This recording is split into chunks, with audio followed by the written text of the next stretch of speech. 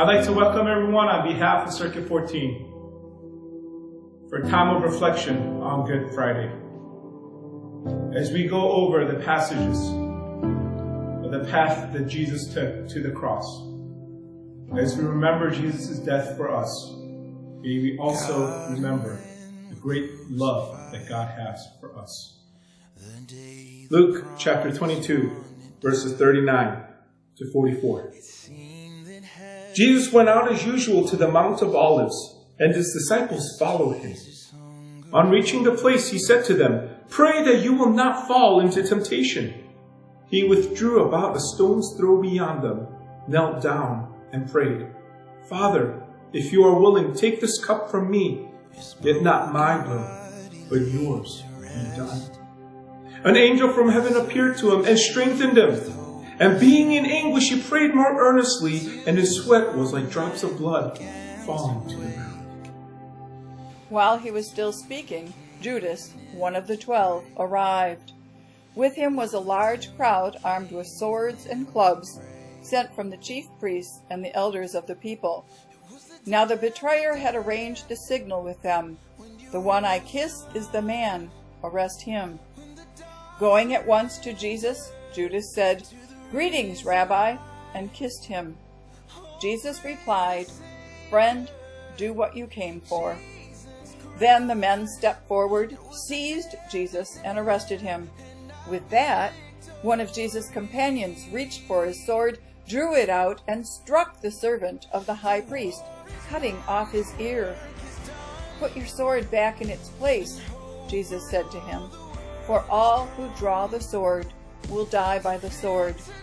Do you think I cannot call on my Father, and he will at once put at my disposal more than 12 legions of angels? But how then would the scriptures be fulfilled that say it must happen in this way?" At that time Jesus said to the crowd, "Am I leading a rebellion that you have come out with swords and clubs to capture me?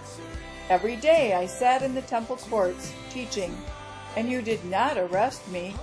But this has all taken place that the writings of the prophets might be fulfilled."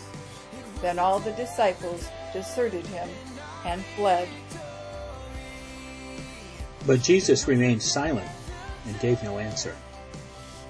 Again the high priest asked him, "Are you the Messiah, the Son of the Blessed One?"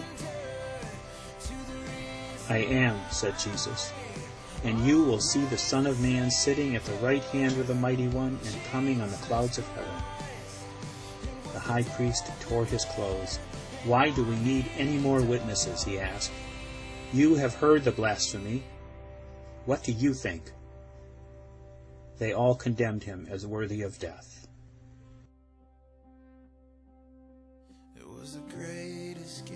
Pilate then went back inside the palace, summoned Jesus, and asked him, "Are you the King of the Jews?" "Is that your own idea?" Jesus asked, "or did others talk to you about me?" "Am I a Jew?" Pilate replied. "It was your people and your chief priests who handed you over to me. What is it you have done?" Jesus said, "My kingdom is not of this world. If it were, my servants would fight to prevent my arrest by the Jews. But now my kingdom is from another place." "You are a king then?" said Pilate. Jesus answered, "You are right in saying I am a king. In fact, for this reason I was born, and for this I came into the world, to testify to the truth. Everyone on the side of truth listens to me." "What is truth?" Pilate asked. With this, he went out again to the Jews and said, "I find no basis for a charge against him." This reading is from the Gospel of Mark, chapter 15, verses 6 through 15. It tells about Jesus coming before Pilate. Now, it was the custom at the feast to release a prisoner whom the people requested. A man called Barabbas was in prison with the insurrectionists who had committed murder in the uprising. The crowd came up and asked Pilate to do for them what he usually did. "Do you want me to release to you the King of the Jews?" asked Pilate, knowing it was out of envy that the chief priests had handed Jesus over to him. But the chief priests stirred up the crowd to have Pilate release Barabbas instead.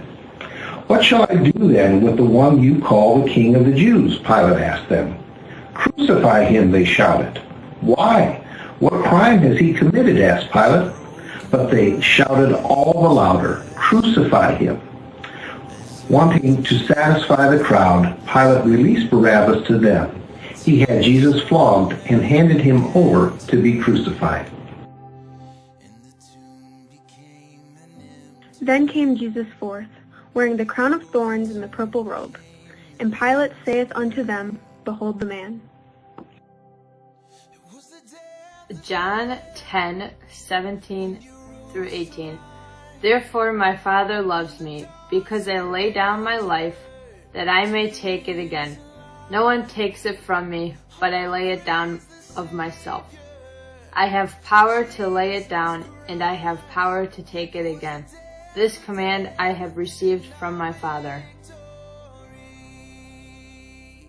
Luke 23, verse 26. As they led him away, they seized Simon from Cyrene, who was on his way in from the country, and put the cross on him and made him carry it behind Jesus. A large number of people followed him, including women who mourned and wailed for him. Jesus turned and said to them, "Daughters of Jerusalem, do not weep for me. Weep for yourselves and for your children. For the time will come when you will say, Blessed are the childless women, the wombs that have never bore, and the breasts that have never nursed. Then they will say to the mountains, Fall on us, and to the hills, cover us. For if people do these things when the tree is green, what will happen when it is dry?"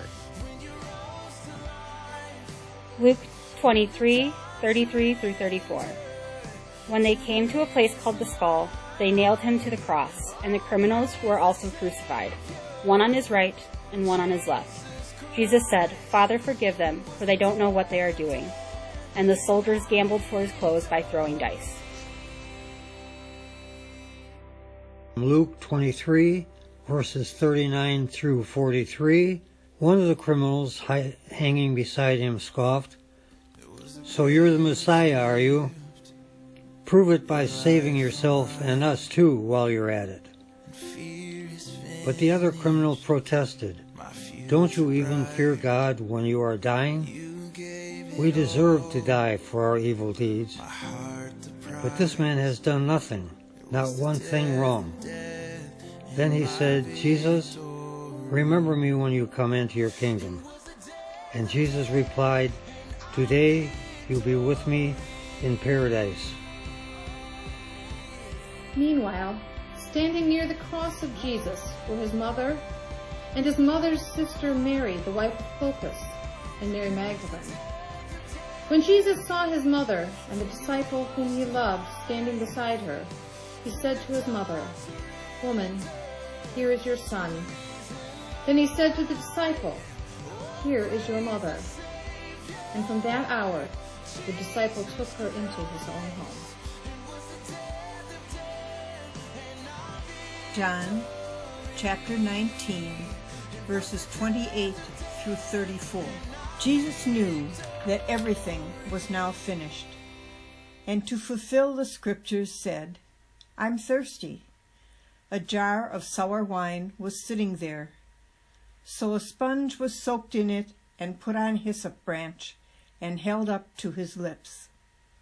When Jesus had tasted it, he said, "It is finished," and bowed his head and dismissed his spirit.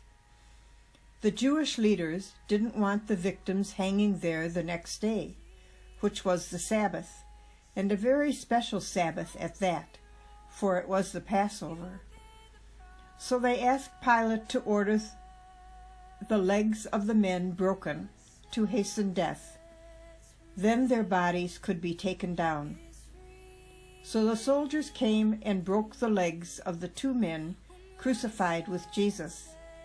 But when they came to him, they saw that he was dead already, so they didn't break his. However, one of the soldiers pierced his side with a spear, and blood and water flowed out.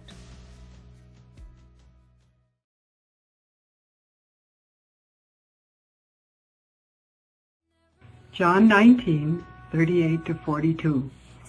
Later, Joseph of Arimathea asked Pilate for the body of Jesus. Now Joseph was a disciple of Jesus, but secretly, because he feared the Jewish leaders. With Pilate's permission, he came and took the body away. He was accompanied by Nicodemus, the man who earlier had visited Jesus at night. Nicodemus brought a mixture of myrrh and aloes, about 75 pounds. Taking Jesus' body, the 2 of them wrapped it with the spices in the strips of linen. This was in accordance with Jewish burial customs. At the place where Jesus was crucified there was a garden, and in the garden a new tomb in which no one had ever been laid. Because it was the Jewish day of preparation, and since the tomb was nearby, they laid Jesus there.